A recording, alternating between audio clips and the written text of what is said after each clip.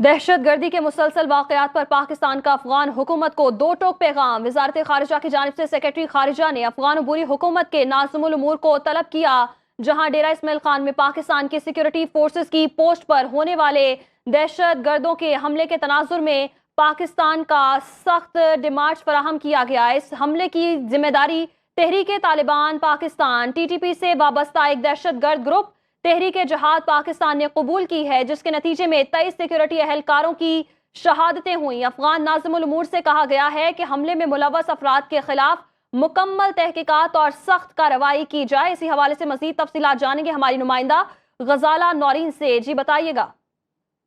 जी बिल्कुल, आज पाकिस्तान की जानिब से अफगान हुकूमत को वाज़े और दो टोक पैगाम दिया गया है और अफगान नाज़िमुल उमूर से कहा गया है कि वो फौरी तौर पर अफगान अबूरी हुकूमत को पाकिस्तानी हुकूमत के इन मुतालबात से आगाह करें, जिसमें हालिया हमले के मुलव्विस अफराद के खिलाफ मुकम्मल तहकीकात और सख्त कार्रवाई की जाए। आला सतह पर दहशत गर्दी के वाक़े की अवामी सतह पर मजम्मत और तमाम दहशत गिरोहों और उनकी क़यादत समेत और उनकी पनाहगाहों के खिलाफ फौरी तौर पर काबिल तस्दीक कार्रवाइयाँ करें।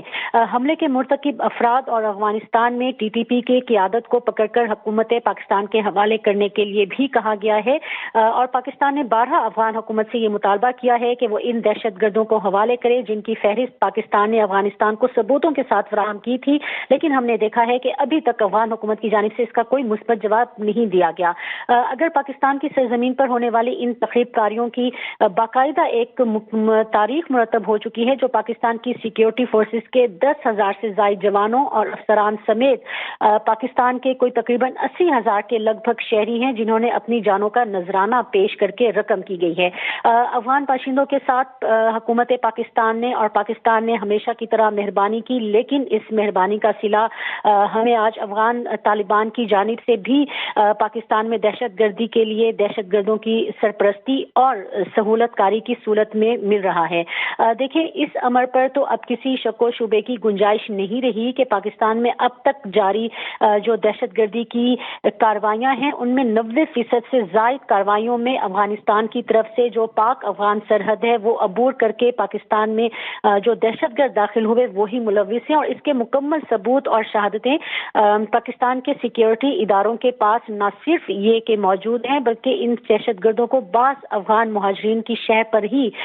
यहाँ पर महफूज ठिकाने बनाने का मौका भी मिला है।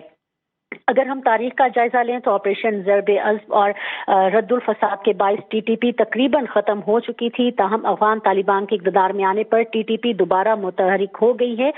यहाँ पर मैं एशिया पैसिफिक फोरम का जिक्र करना चाहूँगी। एशिया पैसिफिक फोरम के मुताबिक 2015 तक 2020 पाक फौज के ऑपरेशन की बदौलत TTP के हमले कम हुए। 2020 के बाद से TTP के हमले बढ़ रहे हैं और एशिया पैसिफिक फोरम का ही कहना है कि TTP ने पाकिस्तान में 2020 में 49, 2021 में 198, 2022 में 237 हमले किए और रवां साल यानी कि 2023 में अब तक 317 हमले कर चुके हैं, जिनमें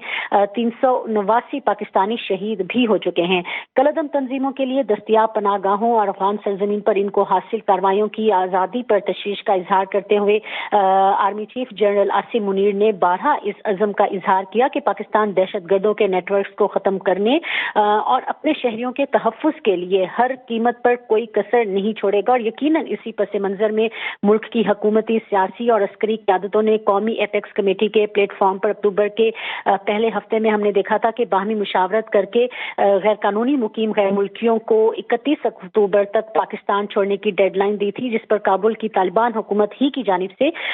सबसे पहले एक सख्त रद्द-ए-अमल भी सामने आया था। पाकिस्तान में हालिया दहशतगर्दी के वाक़यात का जिक्र किया जाए तो इसके बाकायदा जो शवाहिद हैं वो मौजूद हैं कि हालिया दहशतगर्दी के वाक़यात में भी अफगानिस्तान में छोड़ा गया अमरीकी असलहा इस्तेमाल हुआ था और गुज़िश्ता 2 बरस में पाकिस्तान में होने वाले तमाम खुदकुश हमला आवर भी अफगान थे। आज का ताज़ा तरीन वाक़या दुराबन में होने वाले दहशतगर्दी के वाक़े के बाद हुकूमत पाकिस्तान के पास अब इसके सिवा कोई चारा नहीं रहा कि वो अपने शहरियों के जानो माल की हिफाजत के लिए सख्त तरीन इक़दाम करे और इन कार्रवाइयों में मुलव्विस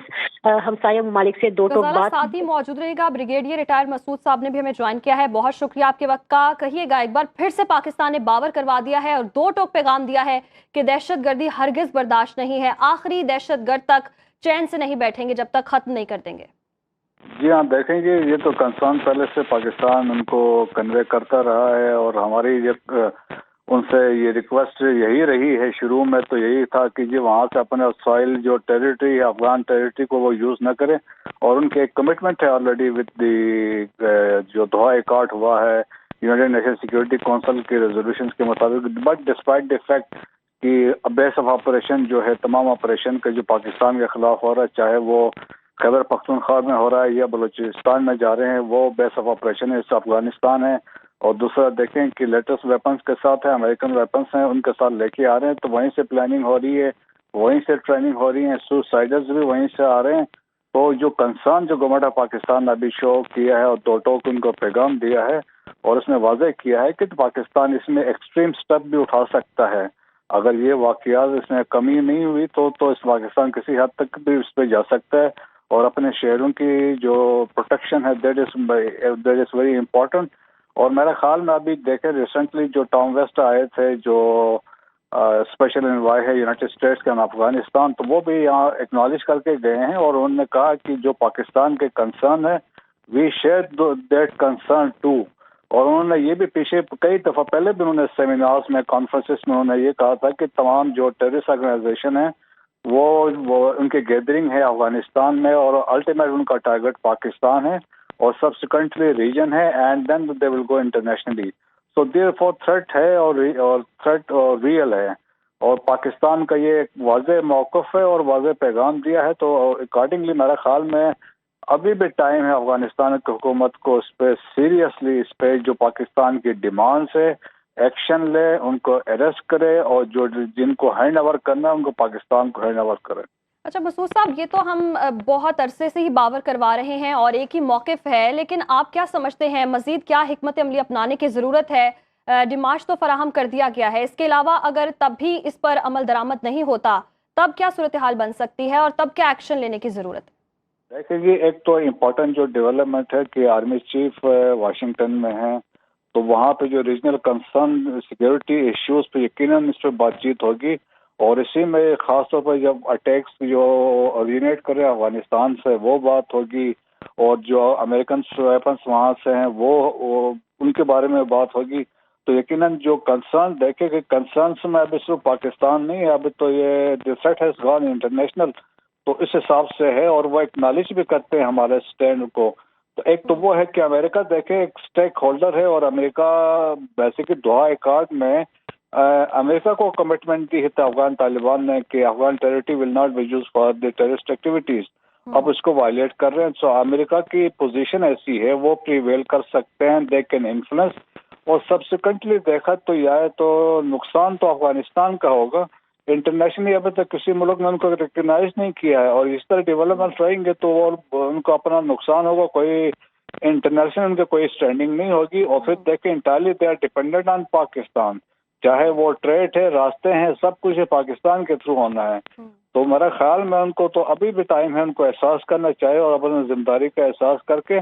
جو پاکستان نے ڈیمانڈز کی ان کو فلفل کرنا چاہیے۔ صحیح، کیونکہ بالآخر نقصان تو افغانستان کا ہی ہوگا۔ بہت شکریہ بریگیڈیئر ریٹائرڈ مسعود صاحب، سنو نیوز کو وقت دینے کے لیے۔ غزالہ نورین ہمیں اپڈیٹ کر رہی تھی، آپ کا بھی بہت شکریہ۔